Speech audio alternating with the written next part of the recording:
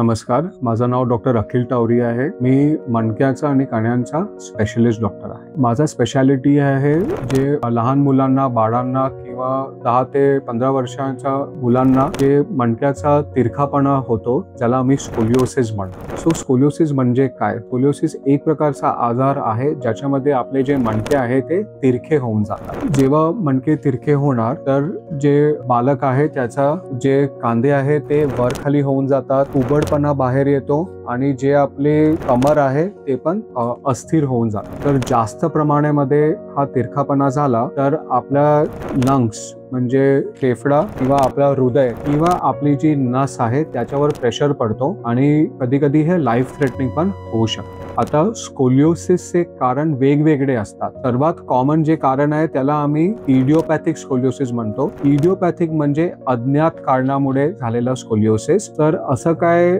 झालं नाही आहे MRI, CT स्कॅन किंवा एक्सरे मध्ये ज्या कारणामुळे स्कोलिओसिस झालाय ते फक्त आपल्याला आपोआप दिसायला स्टार्ट होऊन जातो। सेकंड प्रकार असतो जन्मजात स्कोलिओसिस, ज्याला आम्ही कॉन्जेनायटल स्कोलिओसिस म्हणतो। त्याच्यामध्ये एका मणका किंवा बरेच मणके पूर्णपणाने बनवलेले नाही जात आणि त्याच्यामुळे जे मणके आहेत ते सरळ नाही होत, ते तिरखे होऊन जातात। तिसरा टाईपचा स्कोलिओसिस असतो ज्याला आम्ही न्यूरोमस्क्युलर स्कोलिओसिस म्हणतो। म्हणजे की मसल्स, मांसपेशी जर टाईट झाले असेल सेरिब्रल पाल्सी किंवा काही सिंड्रोम मुळे तर त्यांना हे होण्याची शक्यता असते। कधी कधी इन्फेक्शन किंवा मार, ट्यूमर, ट्रॉमा त्याच्यामुळे ही स्कोलिओसिस होण्याची शक्यता असते। आता जेव्हा पण स्कोलिओसिस असतो, फर्स्ट स्टेप असतो की आम्हाला कशामुळे ते झालंय ते बघणं आवश्यक आहे। सेकंड, किती मात्रामध्ये झाला आहे तर आम्ही त्याच्यासाठी एक्सरे काढतो आणि एक अँगल मेजर करतो ज्याला आम्ही कॉब्स अँगल म्हणतो। खूप पेशंट्सला आम्हाला MRI पण काढावी लागते हे बघण्यासाठी की स्कोलिओसिस फक्त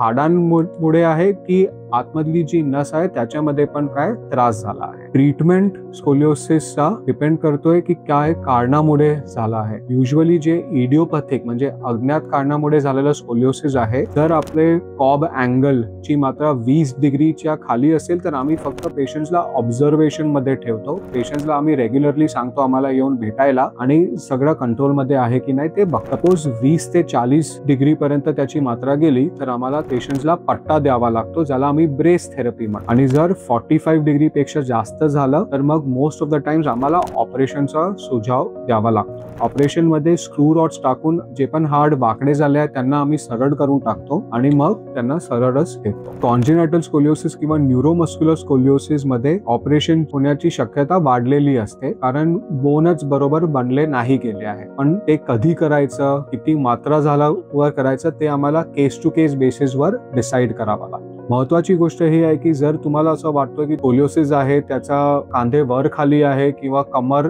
थोडी तिरकी दिसते तर त्याला दुर्लक्ष करू नका। हे स्कोलिओसिसचे लक्षण असू शकते। त्याला तुम्ही एका स्पाइन सर्जन कडे घेऊन जा, ते योग्य एक्सरे किंवा MRI काढून त्याचं निवारण करणार आणि त्याप्रमाणे हे प्रॉब्लेम वाढलं नाही पाहिजे त्याचे स्टेप्स घेणार। थँक्यू।